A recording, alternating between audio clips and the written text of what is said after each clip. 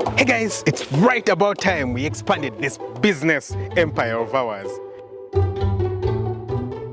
It's a poultry empire. As you guys can see, we have a chicken house right here. This is our 2,500 capacity layer chicken house on our 3-acre farm.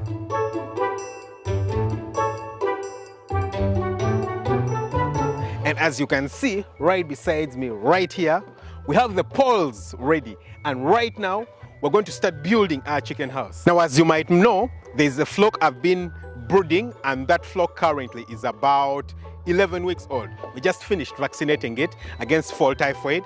And so we have about 3 weeks to get this chicken house ready. I know we can get it done, maximum 1 month. But if it's 11 weeks, that means 15, 16 weeks. That's still good enough, because at that point we can move the birds into this chicken house, have them ready to start laying. So this is the location where we're going to be building our chicken house. It's right next to the first chicken house. This is the sick bay of the chicken house, where we isolate the weaker birds, as you can see. So it has a foot deep if I needed to move in. And here we have some of the weaker birds. You can see them inside. It's just open up, you know. You can see some of the weaker birds inside here. So once we identify a few weak birds, we'll place them inside here. So this is our sick bay. And we have a bit more this side. Yeah, these are the brody birds. The birds that go brody, we place them this side. So as you can see, the guys have already started digging our holes. All right, you can see here. So this is where the poles are going to be going. The place was already made flat, and the chicken house is going to measure 20 meters in length by 8 meters in width. So this is the beginning and the foundation work that we're going to be doing. I'm certainly not going to be present to take you through the entire process, but for as long as I'm around, I'll be updating you guys, and we shall see the structure when it's completed. So yes, let's get going.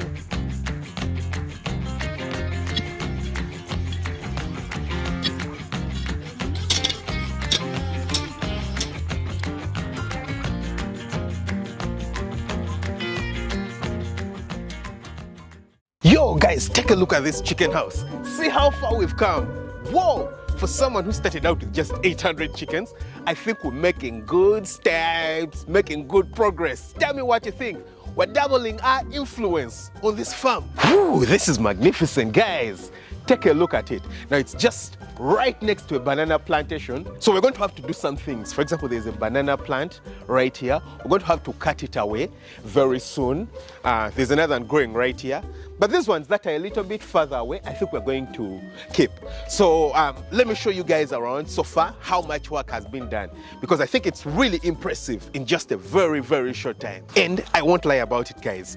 I think this is probably the best chicken house we've built by far on this farm. 100% by far. Now, you might be thinking, how many chicken houses have you built on this farm? Three, guys. There's the very first chicken house, which we built on my dad's land. That's where I started, with just 800 chickens. Currently, we put there about 2,000 chickens, but our plan is to no longer use it as a chicken rearing unit. It's simply a brooder and for growing the chickens. And once that is done, the goal is to always bring the chickens, you know, to these structures right here. So you can see that we have a chicken house right there. It's early in the morning, so I have a colleague who's going to be feeding the birds right now. Actually, let's first go check it out. This is a wheelbarrow that we use for carrying the feed from the feed store right there. You can see some of the material that we are using to construct. Yeah, and this is a food dip. Very important to prevent introduction of disease into the chicken house. And then we can get in right here. You can see all the birds ready to receive their feed.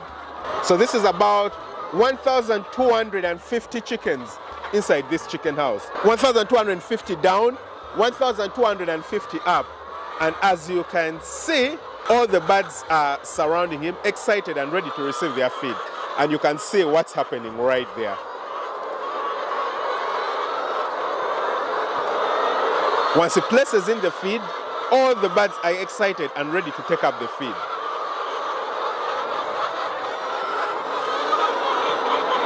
Okay?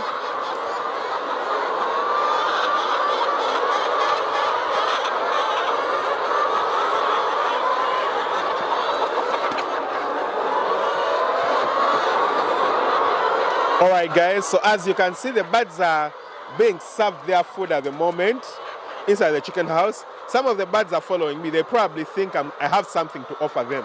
Hey guys, I have nothing to offer you. All the food is that side. Come on, turn away, get back. And we already have some birds having already laid some eggs. You know, you'll occasionally find eggs like this, you know, misplaced. We have laying boxes, as you can see. You can see that there is chickens inside there laying eggs. Woo, the chickens are laying eggs. But once in a while, you'll find maybe early in the morning or in the night, a chicken that will be lying down right there will decide to drop an egg right there. But as you can see inside the boxes, we have more chickens laying eggs.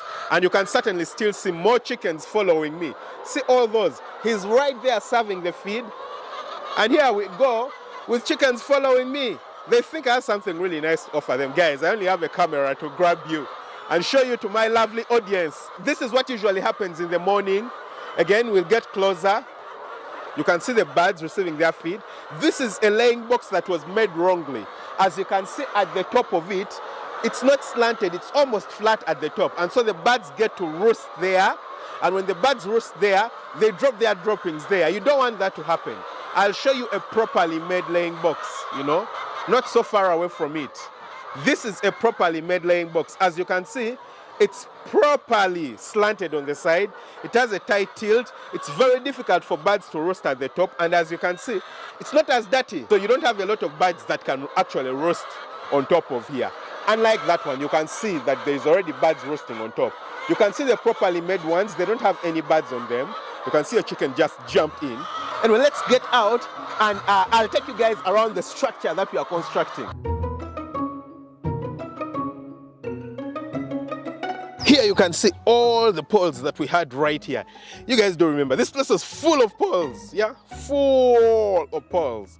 All of them have been used to construct the chicken house. Let's go right there and I'll show you some of the unique things and why I actually love this chicken house. First thing that you'll actually notice is that the place is properly leveled, yeah? So what we did is that we leveled this place maybe a month or so before we actually did the construction. Now that we didn't do intentionally.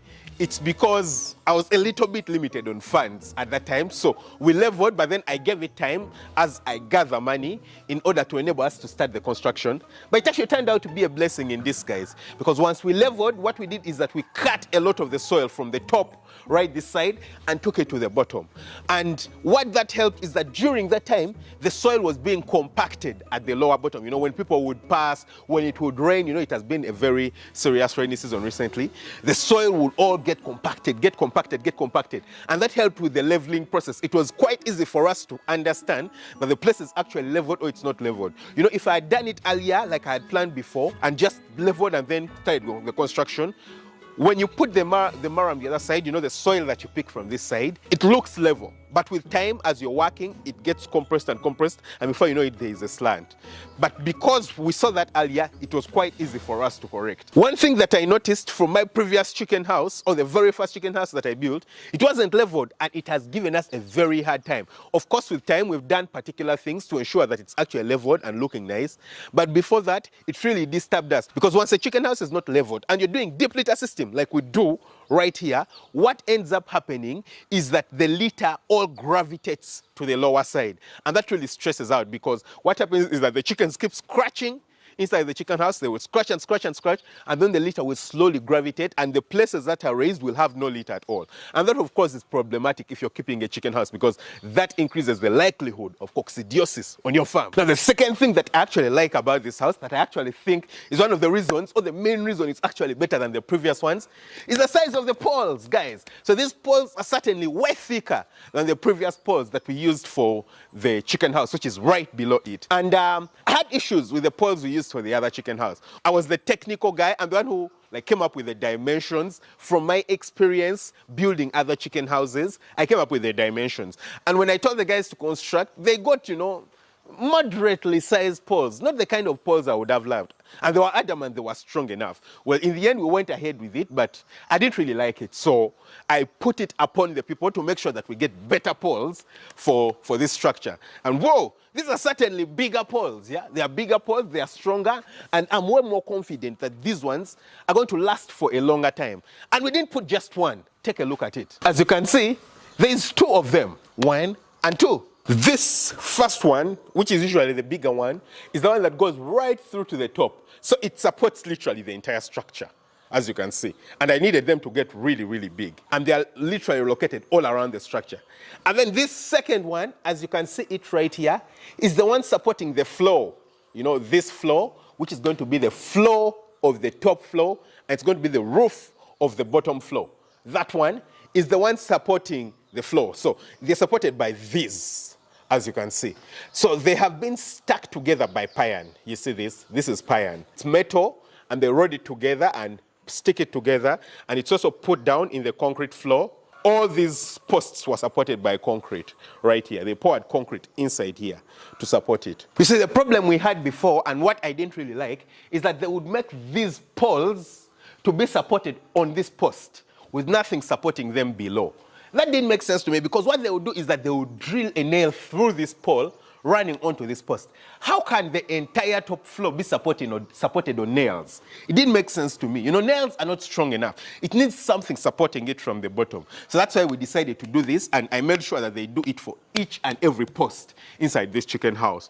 I know it's certainly a bit more expensive, but yeah, it makes the chicken house last longer.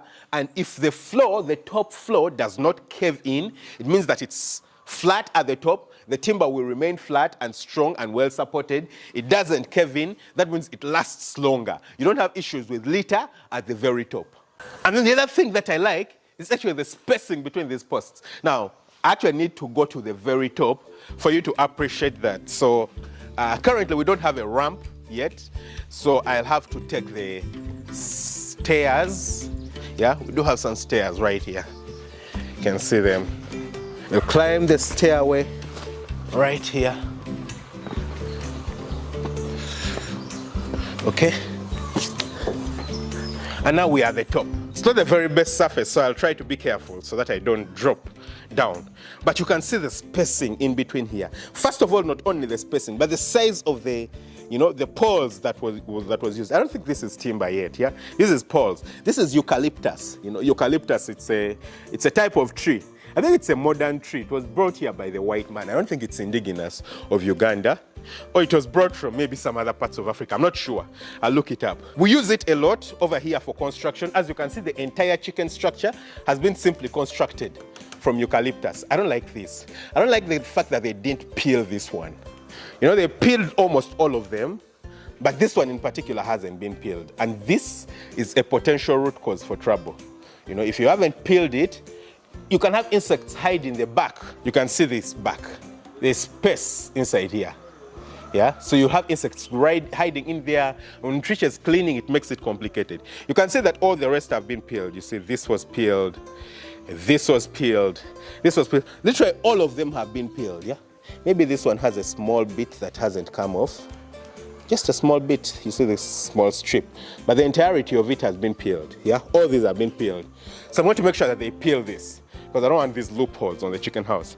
But if you can see the size of the eucalyptus poles, it's big and strong enough to ensure that it doesn't cave in. You know, it's not weak. Second of all, the spacing, it's not too big, it's not too small. That ensures that when we place our timber at the very top, which I'll actually show in maybe the next video, because we're going to place timber here. This floor is going to be made from timber. It ensures that that timber is actually flat. You know, it doesn't cave inside, and it ensures that, you know, the litter doesn't pour in, the timber remains flat. And as you can see, the place has very, very nicely been leveled. And finally, the last thing that has been done is the floor. You can see that we've already started with the flooring. You can see it right here, yeah? So it's a concrete floor. As you can see, they mix stones with sand and cement, and we are pouring it. And we're making sure that it's, you know, it's thick enough.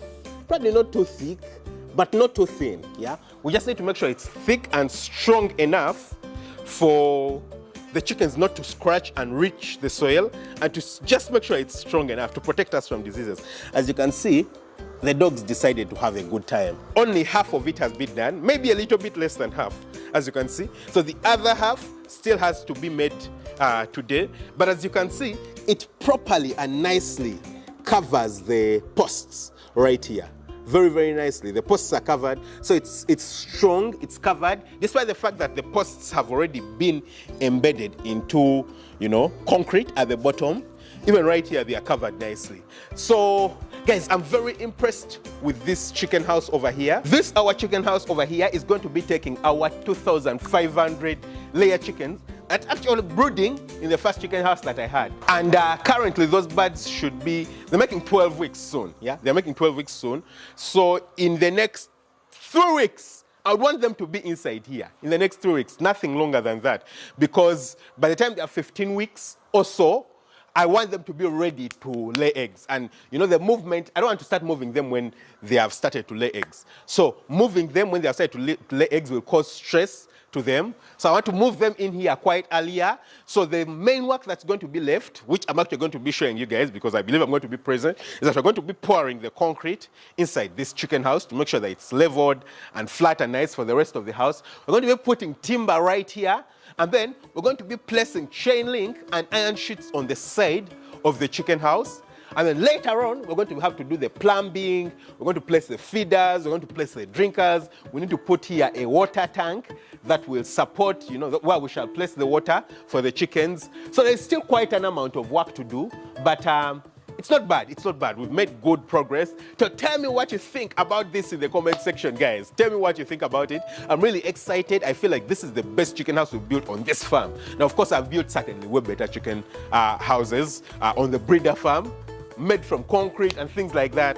But I want to show you guys that you can actually construct chicken houses strong and nice from any material that you have available. So tell me what you think. Leave what you think in the comment section below and I'll respond to some of them.